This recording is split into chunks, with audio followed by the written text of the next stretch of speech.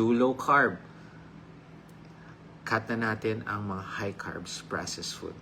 Magugulat kayo, naglulose kayo ng weight. And then, pagka naglulose ng weight, yun, mag-i-improve yung stamina.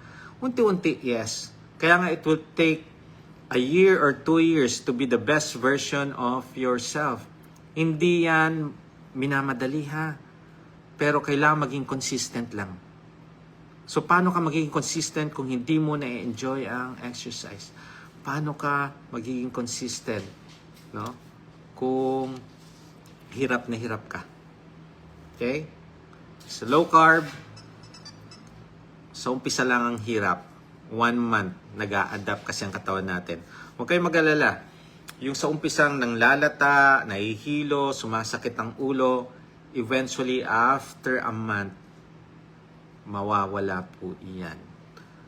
Drink your electrolytes. Be consistent. May chances, no? Parang ayaw mo na.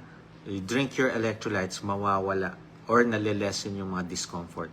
And eventually, pagka nakita mo yung improvement sa health mo, itutuloy mo siya. Bakit naman hindi? Imagine mo, nag-lose ka ng 10 kilogram. Hindi ka ba magbubunyi doon? Hindi mo ba ipagpapatuloy ito? Yes. You need to continue doing this. Why? Hindi lang para sa sarili mo ito, para sa pamilya mo. So those who will lose weight, you will still gain health and mariretain nyo ang inyong job. Imagine mo, if you are an employee, halimbawa sa private, sa factory, no? If you are an obese person, ang hirap gumalaw. Ang hirap niyang gawin yung mga ginagawa kung nasa labor yan. Okay? And isa pa, hindi siya worth it. Bakit? Palagi kang nagkakasakit. Palagi kang may consultation, check-up sa doctor mo kasi meron ka nararamdaman. So, hindi nag-gain ang trabaho, yung sa work mo. Hindi nag-gain yung employer mo. Bakit? Palagi kang absent. Okay? So, hindi siya mag-i-improve. So, if you're going to take charge of your health, mag-lose ng weight, you will gain health. Okay? You will not lose your job. Tulad na sinabi ng Chief PNP, lose weight or lose your job. But if you're going to lose weight the right way, ito, low carb way, hindi lang yung weight ang mag-i-improve, your health will improve. Your diabetes or your high sugar will be controlled. Malilesen natin ang mga medication or matatanggalan natin ng insulin. You will gain more confidence. Bakit? Imagine mo, if you're an obese person, kadalasan, low confidence, low self-esteem, mga yan. Okay? Yung iba, nabubuli. Okay? So, ang mahalaga dito, you continue to improve your health by eating proper, doing fasting, and syempre, when you do the low carb, proper low carb, you're doing the fasting, the intermittent fasting, eventually, after a month or 2, you will need to be active. Bakit? Syempre, magsasag na yung mga skin mo. Ayaw mo naman na nakikitaan na nagsasag yung skin. So, you need to do some resistance exercise na to tone your muscles. And then, cardio exercise, ma-enjoy nyo na ang cardio. Hindi na kayo nahihirapan yan. Okay? So, you need to lose weight so that you can improve your health. Okay? Kaya, dun sa mga may mga question, mamaya sasagutin natin. Pero before that, announcement muna. Doc Bri free health talk and consultation. Marami to August 17, Cafe Agapita. Bakit to? Cavite to Okay. September 7, Keto Fads, kita-kita po tayo sa mga north, sa Pampanga, San Fernando, Pampanga, sa Maine, okay, 11 a.m. Okay, bring also your laboratory result. September 25, oh, this is the first Keto Conference. Thankful po ako kay Sir Marco Reyes, no? I was invited to join as a speaker.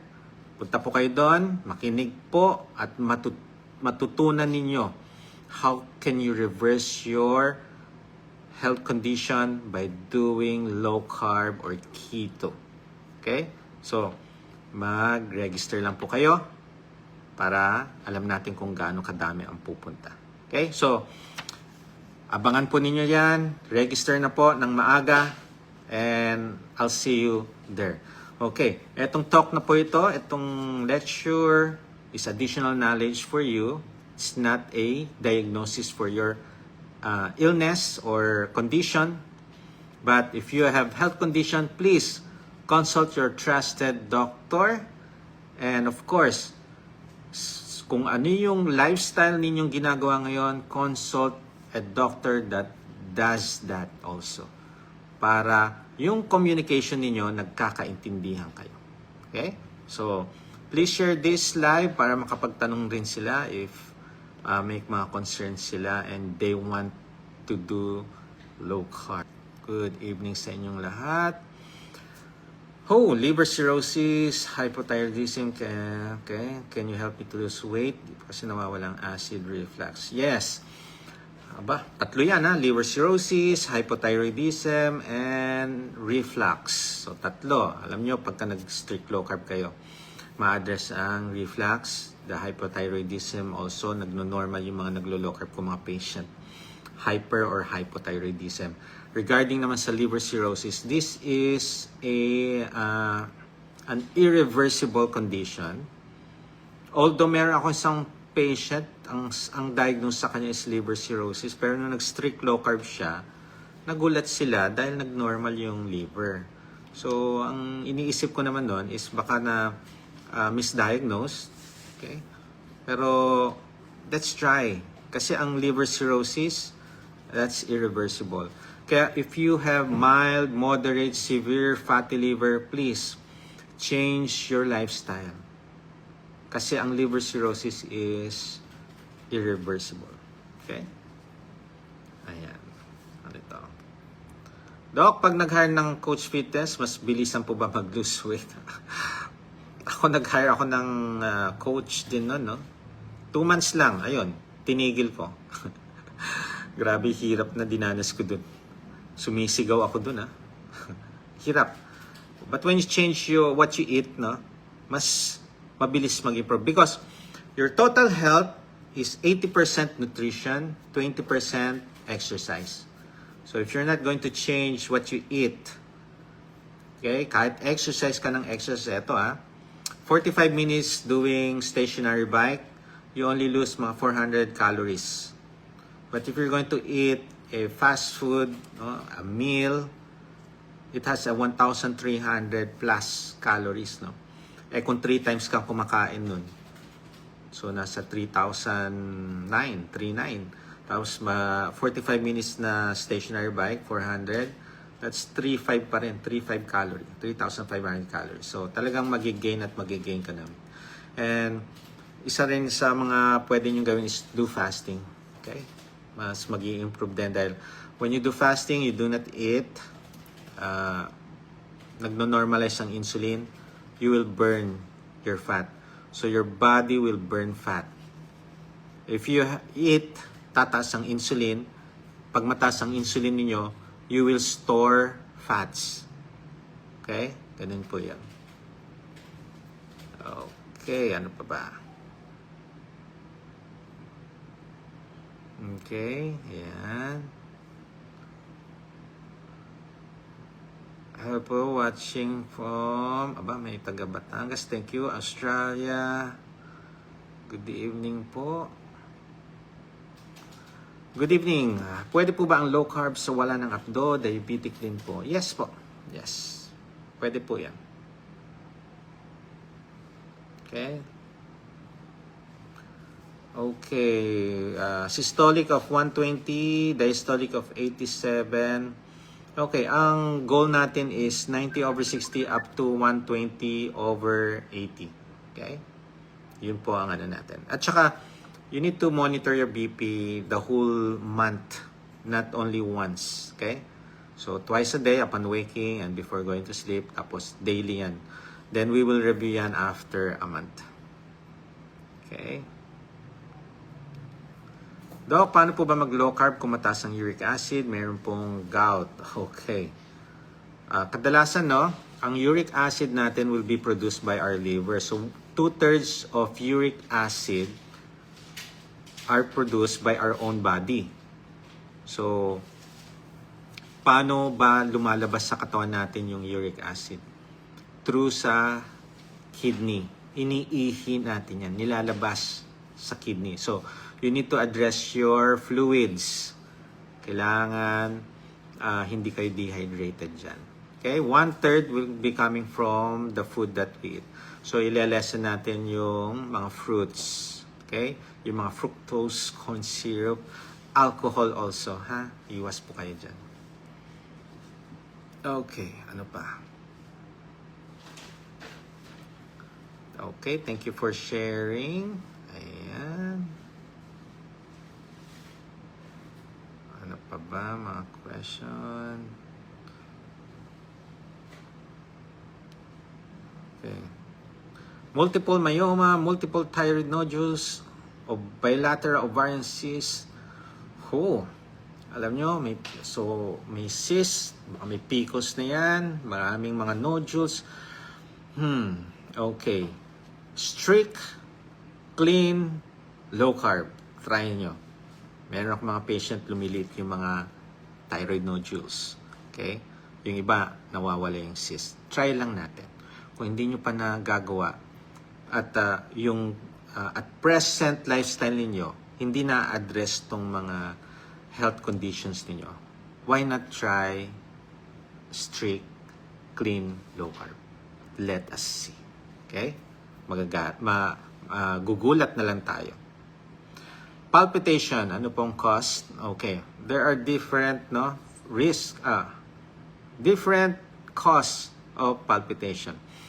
Ang number one usually nakikita ko sa aking practice, dehydration.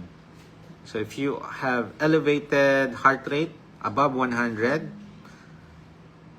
take note of the fluids that you drink. So inom po kayo ng electrolytes or your fluids. Tingnan natin kung bababa siya. Kung hindi naman, okay. Baka naman talaga may heart problem. So do an ECG. If you have chest pain, kailangan natin 2D echo. Cardio consult na po yan. So, para ma-address natin kung talagang may problem sa inyo. Yung iba naman, dahil may anxiety, nagpapalpitate. Okay? So i-address natin itong mga root cause. Aayos po yung palpitation. Okay? Okay, ano pa?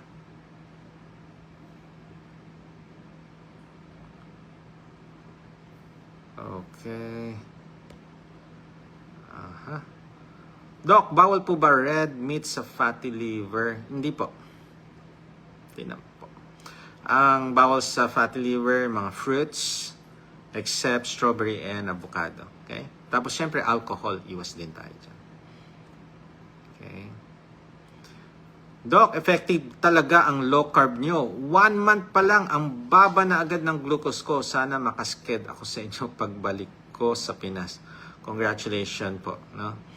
Kayo mismo ang makaka-experience niyan. Kaya, kayo, if you're going to do this, no, the low carb lifestyle, low carb way, kayo mismo makaka-experience, uy, ngayon lang ako nakakita na bumaba yung sugar ko.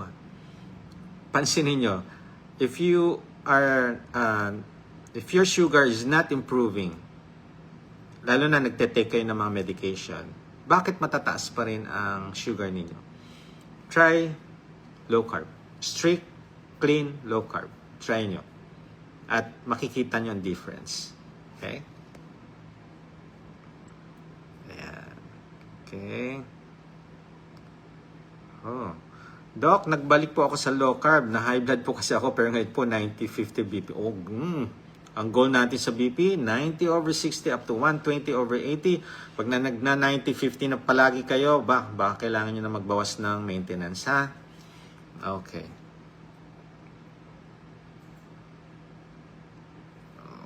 Okay.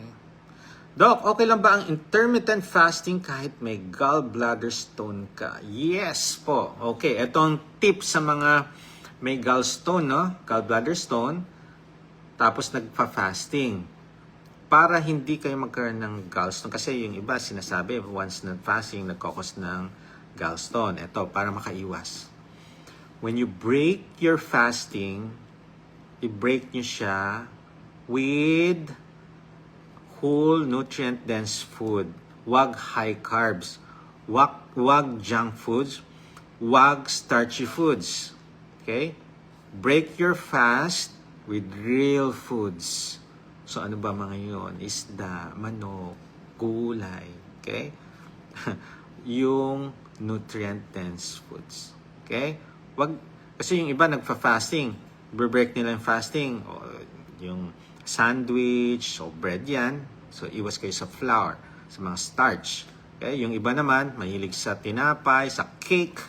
Doon sila break ng fasting. So iwas kayo doon.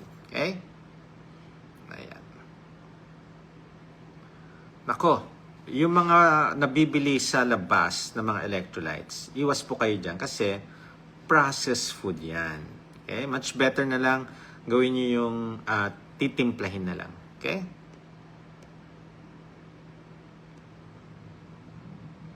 Okay. I'm on my 8th day. Kala ko birthday.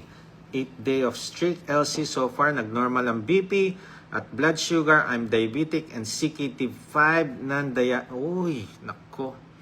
Alam nyo, pag kami mga kidney disease, mas strict ako dyan. Kung sa diabetes, strict ako. Safe food list lang. Bawal doon sa yellow, no? Sa caution food list. Pagka may kidney disease, meron pang bawal dun sa strict, dun sa safe food list, may bawal pa. Okay? Yan. Okay, ano pa? Doc, paano kapag mabula ang ihi? Okay, mga bubbly, foamy urine, yan yung tinatawag, no? Okay, take note of the fluids that you drink. Umiwas muna kayo sa mga concentrated fluids. Ano ba yung mga to? Iwas muna kayo sa kape, tsaa, kokwa, soda, no? Focus more on electrolytes and plain water. Oh, plain water. Yeah. Okay. Address natin yan. Kasi pwede yan, no? Ang mag-cause ng foamy urine, yun muna. Okay? Okay.